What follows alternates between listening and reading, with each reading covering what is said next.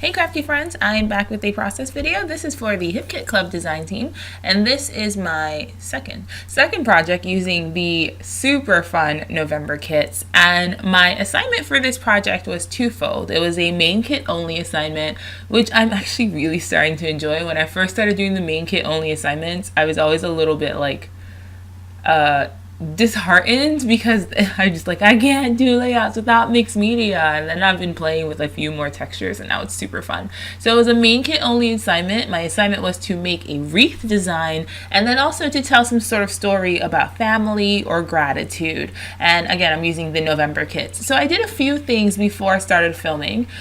One, because I stitched these circles and it took me 3 days to stitch them. I think it took me a total of 2.5 hours to do the hand stitching of the circles, and I cheated a little bit.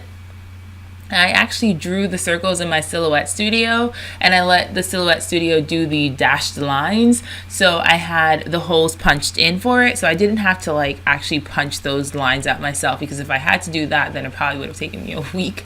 The other thing I did before I started this layout was one of the cut files that Kim Watson designed is I'm not sure exactly what the term is, but it's not exactly, it's like a background, and the background has leaves, and it's designed that you layer it over like another piece of paper. And so what I did was in the Silhouette Studio, I broke up the cut file by, doing releasing compound path and regrouping, and I pretty much extracted the leaves, and then I cut them out of a few patterned papers.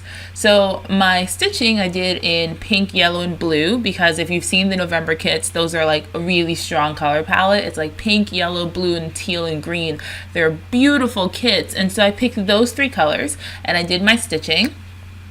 And then I cut out the leaves in coordinating pattern paper. So if you saw at the beginning of the video, I just did some 6x6 pieces of those pattern papers, put them all on my mat, and then used the Silhouette software to cut out the leaves. So here's my main design. I have a cluster on the top right and a cluster on the bottom left, and I decided to like reinterpret the wreath. I didn't want to go with like a perfect circle of embellishment, so I figured if I used the circle of stitching as a ground, then I could do what I wanted around it and it would still kind of look like a wreath. And then the story I'm telling, my church, they do it very often. They do it once a month, but right around the holiday season, we do a very, very big push to cook and feed the homeless in New York City. So I'm based in Brooklyn, and New York City has a giant homeless population, and so for Thanksgiving and for Christmas, we do these major, giving back projects where everyone cooks and preps food, and we all get on the train and we go to Herald Square and we go to Times Square, which if you're not from the city, those are like the main concentrated areas of homelessness in the city, because that's where the Port Authority is. There's huge bus terminals and train stations, and so we load up our shopping carts with food, load up our shopping carts with like coats and boots, and we walk until we run out. And this year will be the 4th year that my family does it. So we do this before we go to our own holiday dinners.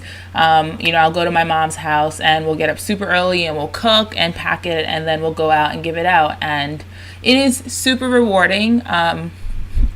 I firmly believe in giving back first. I firmly believe in paying it forward. And so that's the story I'm telling today. It's a picture of myself and one of our friends with some guys that we found on the street that we gave food to. And so we were like, can we take a photo with you? And they were super happy, super thankful. And so that's the story I'm telling. So now what I did here, this layout isn't terribly complex in terms of execution.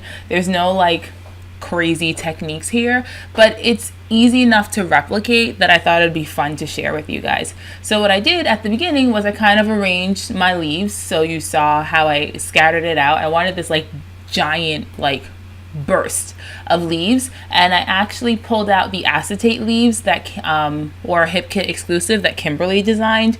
So I mixed those in with the paper leaves that I cut out. And so now I have my cluster in the top right, and now I'm working on my photo. So because I'm printed my photo in black and white, I decided I would map my photo on colored cardstock and like pattern papers instead of going with vellum and black and white like I've been doing on my last few layouts, because I thought it'd be fun to just do something interesting and do a little bit more texture.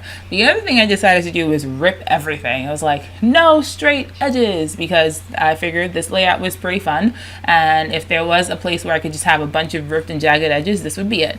The other thing I did, because I do not believe in wasting paper, if you ever see my scrap area, I have a bin full of paper scraps. I don't throw anything away. And it's gotten to the point where it's like, Tatiana, you can afford to throw away this like 2x2 square of paper. You don't need to hoard everything, but I do anyway. And so since I had those 6x6 pieces that I cut the leaves out of, they still had borders on them. And honestly, when you're matting a photo layout, you don't need a ton of paper. So I used those scraps.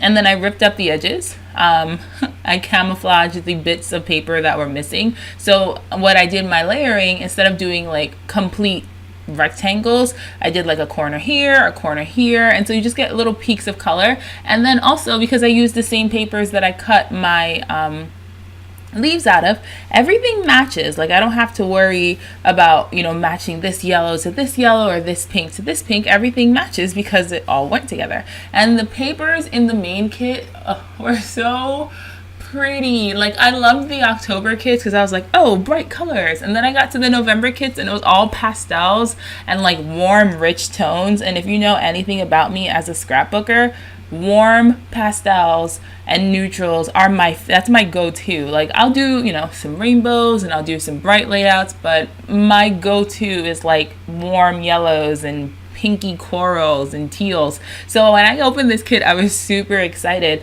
And then on top of that, the main kit challenge was fun because there wasn't like a conventional ephemera pack in the main kit. So there weren't like, the die cuts that I'm used to covering my phone, my layouts with. I'm covering my phone because I'm looking at my phone. There wasn't like a traditional ephemera pack that I'm used to like covering my layouts in, so it gave me a little bit of room to like stretch, which is why I did those die cutting leaves and I pulled out those acetate leaves, and I actually think the overall layout comes out really, really nicely. Now I have to warn you, my camera died right in the last 5 minutes of filming, so you'll see that this video goes up to the last bit, and then if you'll see in the still shots, there's a few things I did, and I'll walk you through what I did towards the end of the video when I realize that things are wrapping up. But now I'm just clustering on the left side of my photo. So my plan was to follow the curve, if that makes any sense. So follow the top curving away from the photo and the bottom curving away from the photo. And then I just did the exact same thing that I did on the top side. It was just like pick and stick. Like if I had stopped to think about it, this layout, I gotta tell you, is almost real time. I think the complete footage of this video was like 33 minutes long. I mean, to be fair, the hand stitching did take a fair amount of time, but that's something you can do in preparation. But once you actually sit down to create this is not a hard page to create. So I hope you give it a shot. Like, do your hand stitching on, or if you are good at machine stitching in a circle, machine stitch in a circle. I can barely machine stitch in a straight line. Like, props to Missy Whitten, who is like the goddess of machine stitching, because that lady like does the most amazing things with the sewing machine. I never learned how to sew when I was younger, so I can barely do a straight border, but I can hand stitch. And so I did the hand stitching in front of the TV every night when I came home from school. I'd pick it up and I'd do one circle and then I'd go to bed. And it was actually a really fun and therapeutic project to come home and, hand stitching for me is really therapeutic. That's why I do embroidery hoops and all that other stuff. So this is a really easy layout to try, and I hope you are inspired by this and you try it, especially if you have the main kits, because you have everything you need for this. So now I have all my leaves stuck down, and I pull out this Heidi Swap cardstock stickers. This is obviously in the main kit because this is a main kit only video, and I pull out those two label stickers, and one says love this and one says noteworthy. And the reason I went with the noteworthy is because it has gold, and I knew that I was going to eventually use gold on my title, so I'm trying to make sure I introduce the gold in a way that makes sense instead of just plonking down this giant gold sticker at the end of the layout. And this is something I do often, which is tucking labels or like tab stickers in between my paper layers. I just think they look fun peeking out between the layers, and you still see the colors of the layers, but it's like a little spark of interest. So now I'm like messing around. Do I add more stuff? Do I add more stuff? And I decide to keep going. So now I think I work on my title. I'm pretty sure I work on my title. Yes, I stick down my photo, and then I work on my title. So my title is Love Giving Back, because that's what my story is. And what I've been doing recently is doing the journaling on the back side of my layouts, just because I can't ever find like a good place to tuck journaling in where it doesn't look super intrusive. Intrusive. It just looks like it's in the way. Tashiana fails at grammar tonight, so it just looks like it's in the way. So I've been doing my journaling on the back, but I thought Love Giving Back was a great title. So I used these HipKit exclusive blue alphas. I love the font on these. They're really long and skinny, and so you can do really long titles. Like I'm a fan of a chunky alpha as much as the next girl, but when it comes to like having a longer title, long skinny alphas like this are perfect. And so again, I put down my stickers and I kind of stagger them. And then the next thing I do is I go into the foam. They're gold foam thickers from the Pebbles and Jen Hadfield Along the Way collection. And they're like the phrases, but they're huge. Like most of them are full 6 inches across. Like you'll see them here. Most of them are the full 6 inch across. They're giant. And so I go with the love and I put it on top of the giving back. And now there's my title. And I'm really enjoying mixing fonts for titles recently. That's not something I've done before, but now that I have the access to the kits and there's so many alphas and phrase stickers, like Kimberly typically gives us a mix in the kits. So I've been mixing and it's really fun.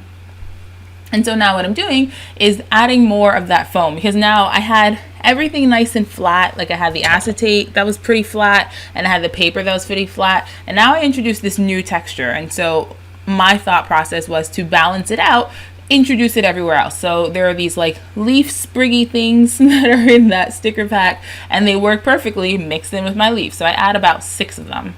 Yeah, 2 on the top, 2 on the bottom, 2 in the photo cluster. And this is where everything goes south. So I'm going to talk through what I did while you're watching me stick things down. I added some enamel dots, and then I decided I wanted to add like a border type situation to the layout. So I trimmed a little bit off the top, trimmed a little bit off the bottom, and then I added a striped pattern paper. It was from the Heidi Swapp Emerson Lane collection. And then the other thing I did was right on the top right cluster in the center of those leaves, I didn't like how bare it was, so I took a cardstock sticker from the Heidi Swapp the Heidi Swapp cardstock stickers, and put that on top of it. And then I added 2 phrase stickers that say, "Always remember this moment." And that completes the layout. So I'll let you finish watching me right up until the video cuts off. Thank you so much for watching. Don't forget to head to the HipKit shop to grab a kit of your own. I hope you all enjoy your Thanksgiving, enjoy time with your family and friends, and don't forget to celebrate gratitude every single day, and make time for yourself and to make something pretty. And that's all I have for you today. So I hope you enjoyed. Please feel free to like, comment, and subscribe. And as always, friends, keep it crafty and have a great day. And for real, happy Thanksgiving, friends. I am thankful for all of you.